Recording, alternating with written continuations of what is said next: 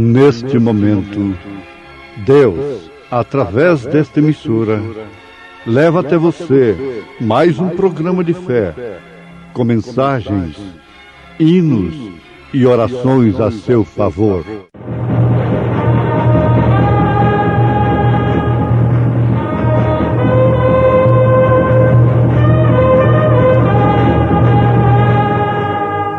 Fé para vencer. Somente crer, somente crer, tudo é possível, somente crer. Pelo que, irmãos santos, participantes da vocação celestial, considerai a Jesus Cristo, apóstolo e sumo sacerdote da nossa confissão, sendo fiel ao que o constituiu, como também o foi Moisés, em toda a sua casa. Eu tenho uma casa.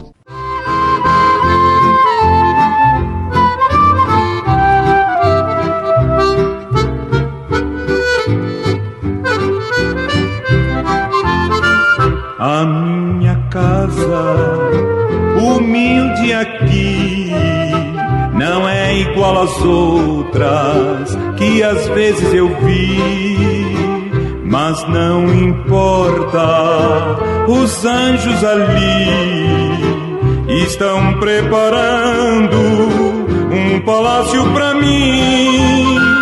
Eu tenho uma casa naquela cidade resplandecente, com celeste fulgor.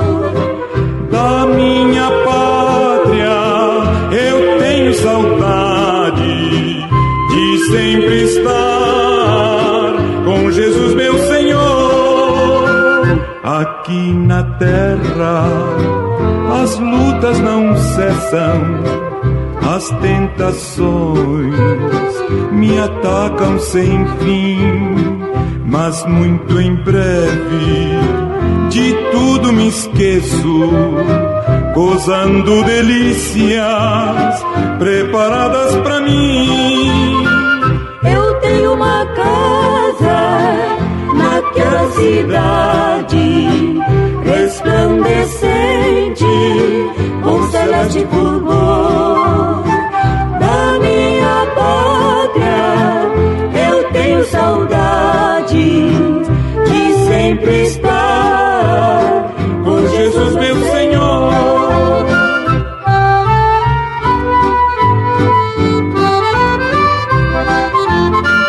Não me julgues pobre, nem desamparado, peregrinando com Cristo e eu vou. Não estou triste, nem desanimado, participante de um reino e eu sou.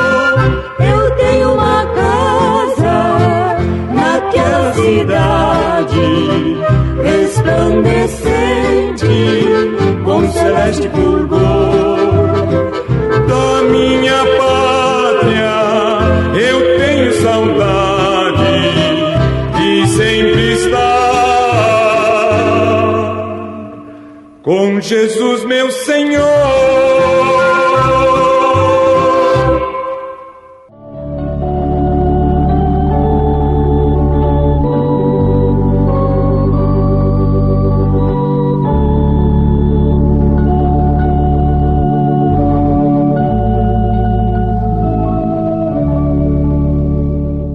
Quando se fala em casa, não se pode pensar em outra coisa senão em habitação, onde nós podemos reclinar a nossa cabeça, onde nós nos abrigamos, nos recluímos junto àqueles a quem nós amamos e passamos as horas, os momentos que requerem de nós o recesso. Triste é para a pessoa que não tem uma casa, não tem onde habitar, não tem onde se esconder da chuva, da noite. Isto é tremendo, é horrível. Amados, Jesus Cristo disse: as raposas têm os seus covis, as aves dos céus têm o seu ninho, mas o Filho do Homem não tem onde reclinar a sua cabeça. Em outras palavras, ele estava dizendo: os bichos, as aves, têm suas casas, suas tocas, seus ninhos, e o Criador de todas estas coisas, agora em forma humana, não teve um lugar para nascer como homem, como um ser humano. Teve que nascer numa manjedoura. Mas acontece que ele era um cordeiro, e cordeiro nasce na manjedoura mesmo. E o assunto que nos envolve nesse instante é ter uma casa na qual Deus pode habitar. Esclarecendo melhor, sermos uma casa na qual Deus pode habitar. Sendo fiel ao que o constituiu, como também o foi Moisés, em toda a sua casa. Aos Hebreus, capítulo 3, versículo 2. Nesse capítulo 3 da carta aos Hebreus, nós encontramos uma coisa muito profunda e que deve despertar a atenção de cada ouvinte que ouve este programa, que ouve esta mensagem com interesse de se aproximar mais de Deus, de conhecer melhor a Deus. A casa é uma expressão que Jesus usa, mostrando que, de fato, somos um templo, somos uma casa. Em São Mateus, capítulo 12, falando sobre aquele homem que estava cheio de demônios, era endemoniado. E então ele diz: e quando o espírito imundo tem saído do homem, anda por lugares áridos buscando repouso e não o encontra. Então diz: voltarei para a minha casa, de onde saí. Voltarei para a minha casa. Isto quer dizer que o homem pode ser uma casa de espírito mau, uma casa de demônio. A mulher pode ser uma casa de demônio, uma casa de Satanás. Mas você diz logo: bom, mas quando uma pessoa, um homem ou uma mulher, se torna em casa de demônios, ela começa a jogar pedra na rua, arrancar os cabelos, fica louca, fica louco. Aí está o perigo do engano. Se todos endemoniados ficassem loucos desta maneira, de jogarem pedras, unharem as pessoas, enforcarem as pessoas, os demônios não causariam tanto dano como causam. Eles não enganariam como enganam. Há demônios que se manifestam de todas as maneiras. Há demônios de beleza, demônios de provocação, demônios de cobiça, que é a satisfação daquela que provoca. Demônios religiosos, demônios que levam a pessoa a cultuar a Deus, demônios que levam a pessoa a fazer esmolas e caridade, demônios de todas as naturezas. Satanás tem os seus anjos, e os seus anjos são esses espíritos ministradores do mal e do bem, de tal forma que, se não tivermos a revelação de Deus, nós enganamos e seremos enganados. Mas se por um lado o homem ou a mulher é casa de demônios, por outro lado ela é casa, ele é casa de Deus. Eva se tornou um recipiente da semente da serpente, porém Maria era um recipiente da semente de Deus. Lá dentro de Eva estava a semente da serpente, que é Caim, do maligno, semente do maligno, disse São João. Enquanto que dentro de Maria estava a semente de Deus. Maria, sendo uma casa de Deus, ela expressou de uma maneira clara que a sua vida era diferente das demais mulheres. Ela disse: cumpra em mim a tua palavra. Ela se manifestou como santa, ela se manifestou como justa, ela se manifestou como uma pessoa que estava habitada por Deus. E Jesus disse: e pelos frutos conhecereis as árvores. Nesta carta aos Hebreus, capítulo 3, nós encontramos isto, porque ele é tido por digno de tanto maior glória do que Moisés, quanto maior honra do que a casa tem aquele que a edificou. Porque toda a casa é edificada por alguém, mas o que edificou todas as coisas é Deus. E na verdade Moisés foi fiel em toda a sua casa como servo, para testemunho das coisas que se haviam de anunciar. Mas Cristo, como filho sobre a sua própria casa, a qual casa somos nós, se tão somente conservarmos firme a confiança e a glória da esperança até o fim. Esta casa somos nós. Notemos que a Bíblia está dizendo que Moisés foi fiel em toda a sua casa. Josué disse: porém eu e minha casa serviremos ao Senhor. Josué 24, versículo 15. Aliás, aqui estão os requisitos essenciais para que um homem possa ministrar a palavra de Deus, possa ministrar a comunhão do Senhor para o corpo de Cristo. Josué disse: porém eu e a minha casa serviremos ao Senhor. Estaria Josué se referindo exclusivamente ao seu corpo, uma vez que o seu corpo era uma casa? Não, ele estava se referindo justamente a sua esposa, a seus filhos, pois ele era a cabeça da sua casa.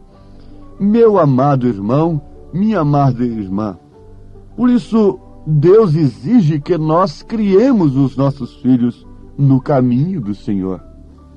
Filhos que me ouvem, que porventura têm pais, diáconos, ministros, pastores, vocês têm que saber que se eles não podem dizer: eu e minha casa serviremos ao Senhor, como poderão eles cuidar da casa de Deus? 1 Timóteo capítulo 3 diz assim, a partir do versículo 4, que governe bem a sua própria casa, tendo seus filhos em sujeição com toda modéstia, porque se alguém não sabe governar a sua própria casa, terá cuidado da igreja de Deus? Jesus foi fiel em tudo, e ele estando em nós, Ele faz de nós uma casa fiel, porque Ele é fiel.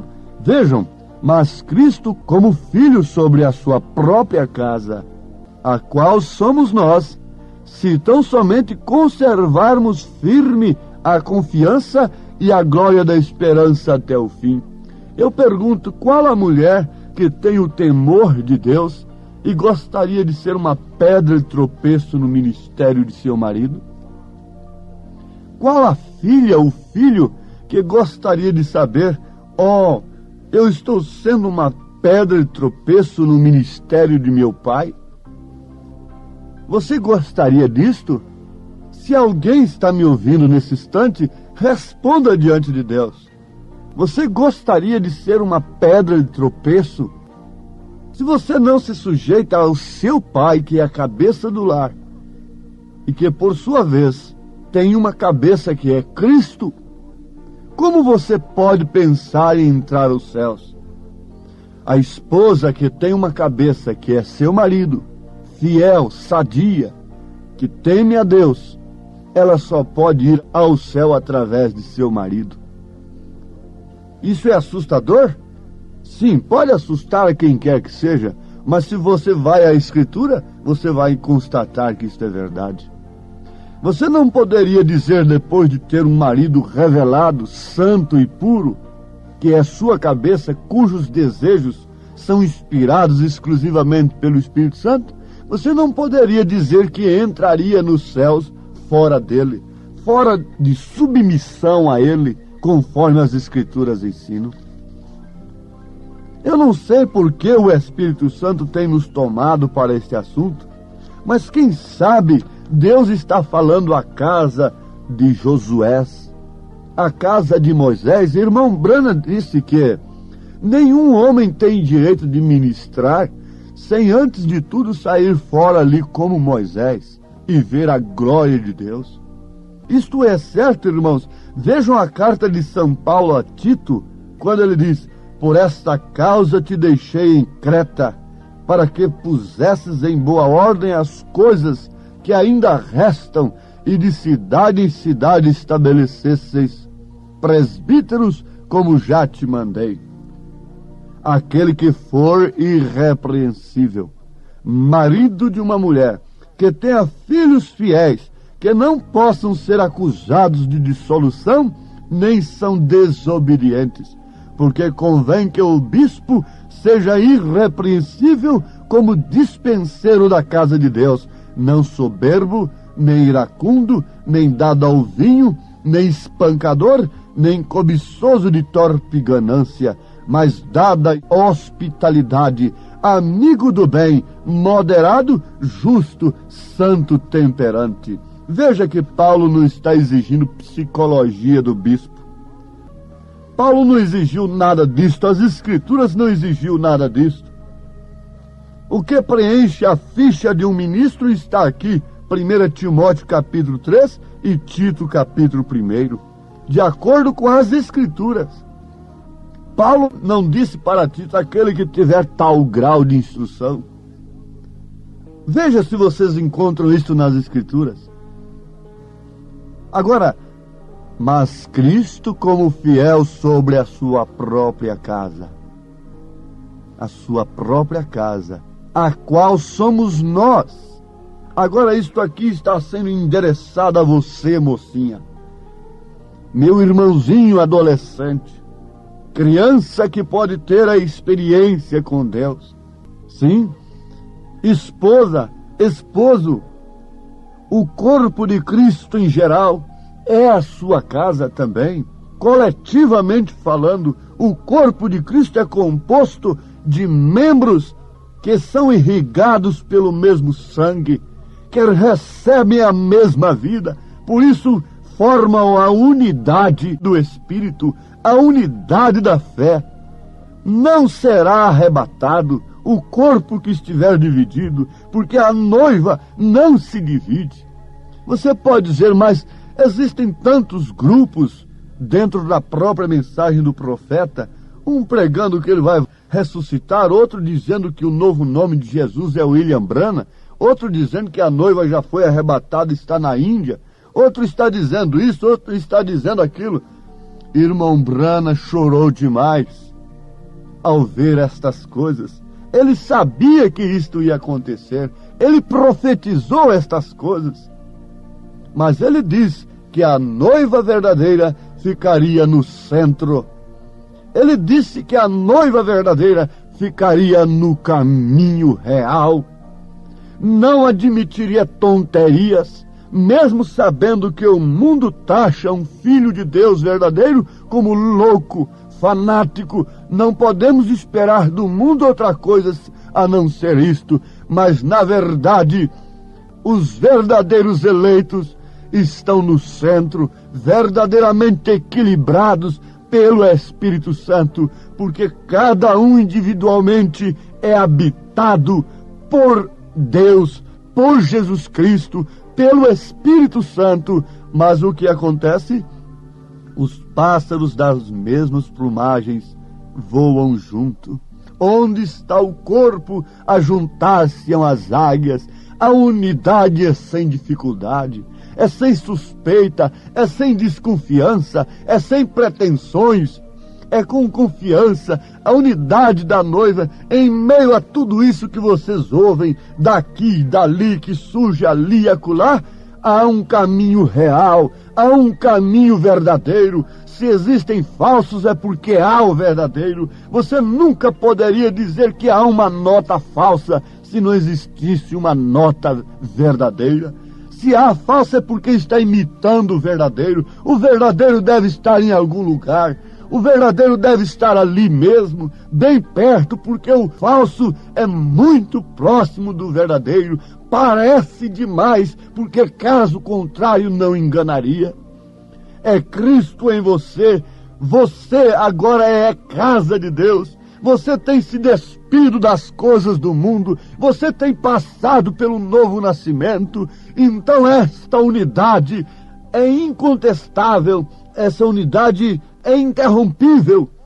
Não há nada que possa nos separar do amor de Cristo. Nada, nada de distância, mesmo não nos conhecendo pessoalmente, mesmo difamações, de qualquer lado que vier, doutrinas daqui, doutrinas dali, nada pode nos separar do amor de Cristo. E essa unidade faz com que a noiva de Cristo pense como Cristo, tenha a mente de Cristo, torne-se a habitação de Cristo, porque vem aquele batismo coletivo que é sobre toda a noiva. Você, para receber isso, você tem que ter o individual, Cristo em você individualmente, para você estar logo, logo sobre aquele poder tremendo que virá sobre a noiva para transformar os nossos corpos e sermos arrebatados e irmos para as bodas do Cordeiro.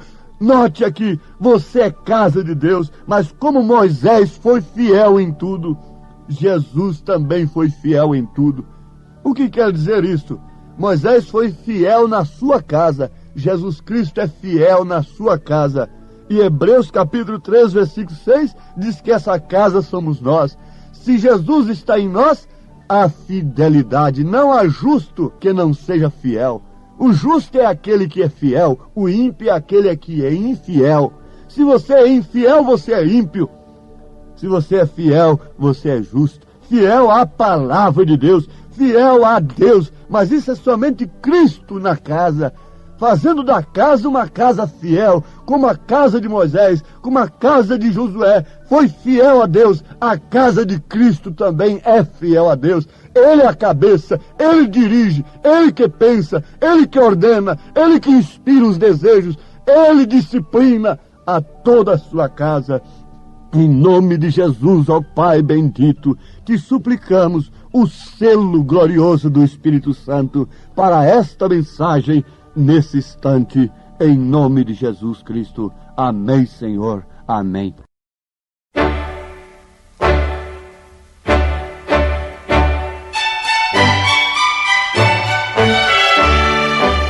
Ouvintes, escreva-nos pela caixa postal de número 15.020, 15020, CEP 74 501 970, Goiânia, Goiás.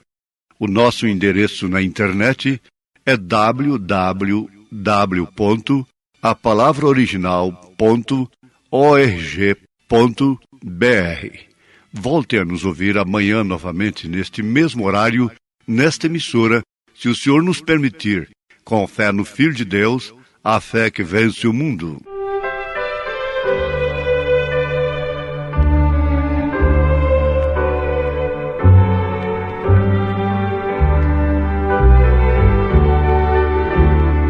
Eu devo ser fiel a Jesus quando o pecado vier me cercar. Cristo está pronto a me socorrer. Fiel eu devo ser. Fiel eu devo ser. Fiel eu devo ser. Jesus é meu conforto e prazer. Fiel eu devo ser.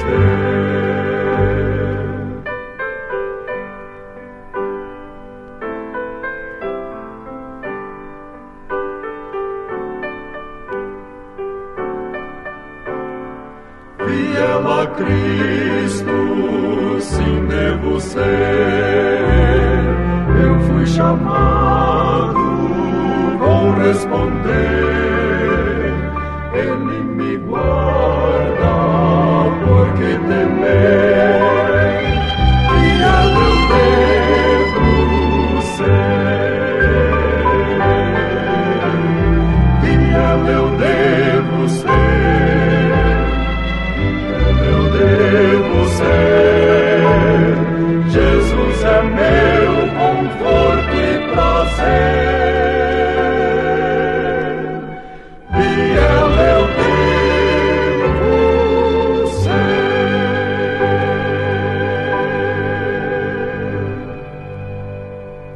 Oh, quando a batalha na vida rugir e for espinhosa a senda seguir,